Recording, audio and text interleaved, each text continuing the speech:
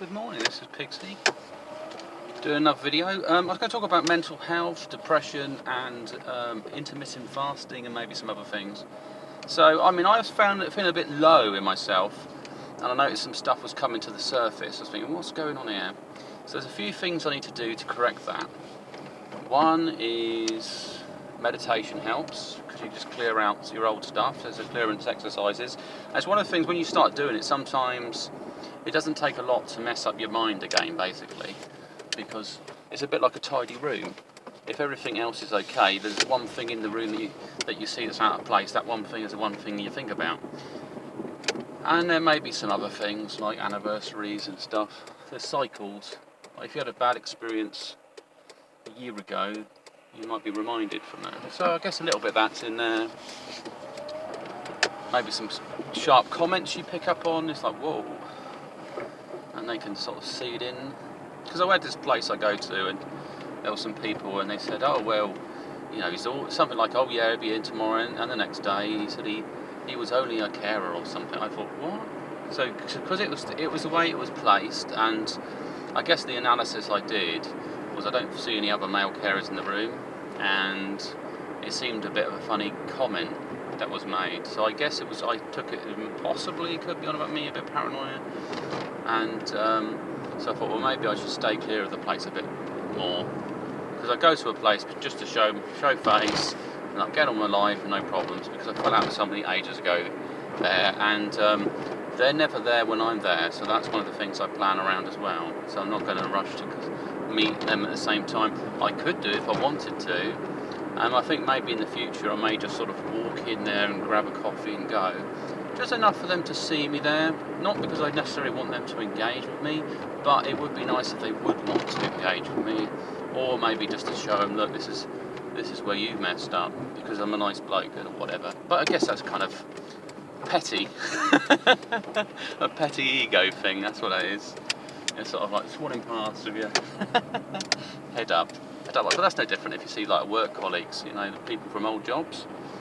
They look at you like, who's that? Oh, it's him. And they sort of stare at you and stuff. And I had that recently with somebody else, and they, you know, I felt this person looking at me, and I looked at them, and they turned bright red, and it was so obvious to me that they recognised who I was, and they were sort of following me. And the other thing to look at is people sometimes take pictures on their phones and all sorts of stupid things.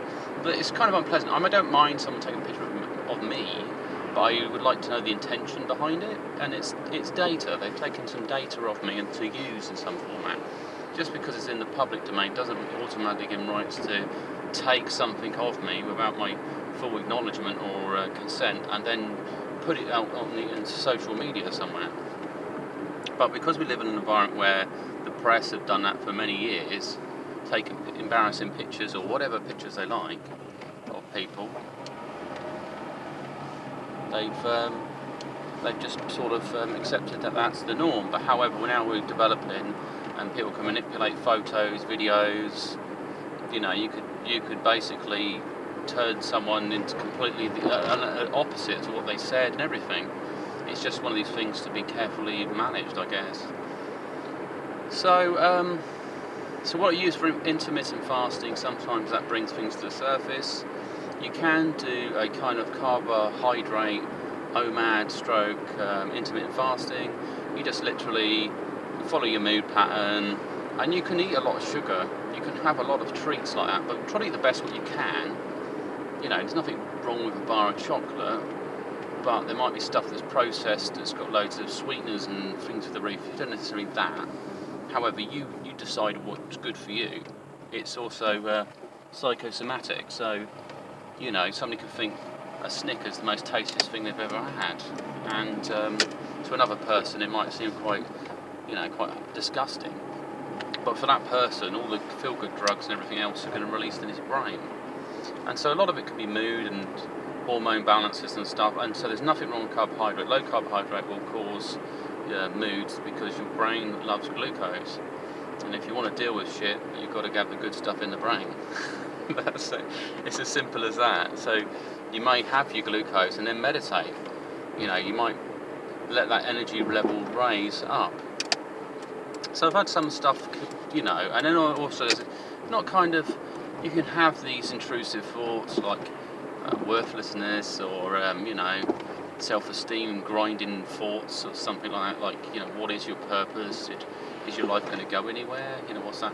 But then once you meditate you can tune to higher levels, so there's some other stuff, you get reminded of not the hardship ahead or the work, but the progress you've got so far, the self-achievement, the potential to go into further, dimensions of whatever. It could be lots of things.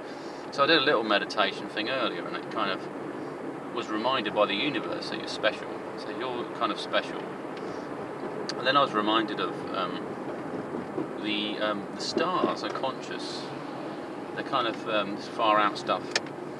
They shared their consciousness with our creation in some way. I know they twinkle away, but they said that's also how they communicate.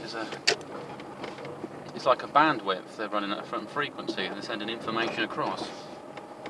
Which might say, oh, that's strange, but in the quantum field of stuff, there's so much stuff going on.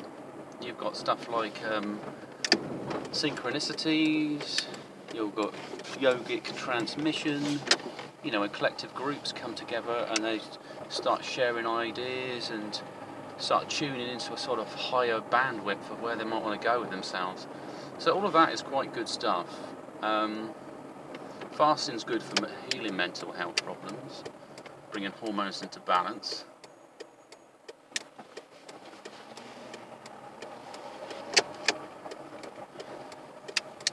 And with the carbohydrates,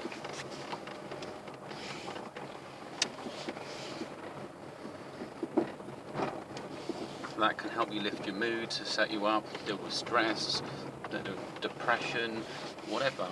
And you don't have to have the negatives of it because you're only eating in a set window, so your body processes it. So basically it's carbohydrate feasting you could do in a short thing, which is no different than somebody eats lots of protein or fat in a short window. So it's what we call beast mode. But like if you went to a party buffet and just went, because you're feeling hungry, feeling like a refeed. So that's what you're doing, but you're doing it for your emotions. So glucose, brain food, always remember that. So if you hit a lot of glucose, and then afterwards fast, you don't just wait until your body's hungry, until it actually really wants food. So that's the way to work it. Anyway, this is Pigs to sign off, but have a great one.